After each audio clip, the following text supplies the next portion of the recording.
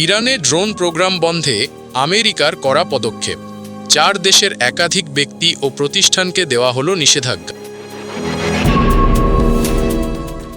যুক্তরাষ্ট্রের নিষেধাজ্ঞার জালে ইরানের ড্রোন প্রোগ্রামের সহায়তাকারীরা।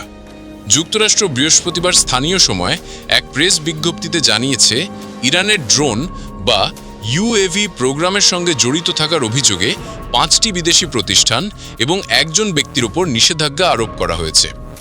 এই নিষেধাজ্ঞার আওতায় এসেছে ইরান, চীন, তাইওয়ান এবং হংকং ভিত্তিক কিছু প্রতিষ্ঠান ও ব্যক্তিবিশেষ, যারা গোপনে ইরানের ড্রোন প্রযুক্তির জন্য যন্ত্রপাতি ও প্রযুক্তি সংগ্রহ করছিল বলে অভিযোগ।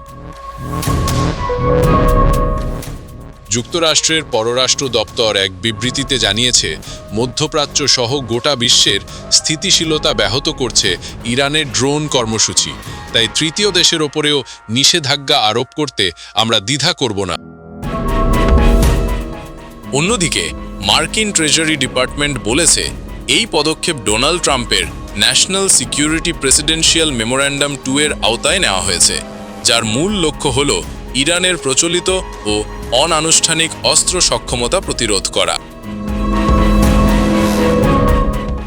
নিষেধাজ্ঞার তালিকায় আছে ইরান ভিত্তিক control Afzar Tabriz company limited এবং এর সিইও জাভাদ আলিজাদে হোশিয়ার। তাদের বিরুদ্ধে অভিযোগ, তারা Iran aircraft manufacturing industrial company HASA এর জন্য সিএনসি মেশিন ও অন্যান্য যন্ত্রপাতি সংগ্রহ করছিল, যার জন্য হংকং ও তাইওয়ানের মধ্যস্থতাকারীদের সাহায্য নেওয়া হয়েছে।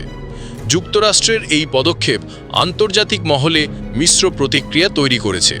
কেউ কেউ একে নিরাপত্তার সুরক্ষায় শক্ত পদক্ষেপ হিসেবে দেখছেন, আবার অনেকেই বলছেন এতে বৈশ্বিক উত্তেজনা আরও বাড়তে পারে।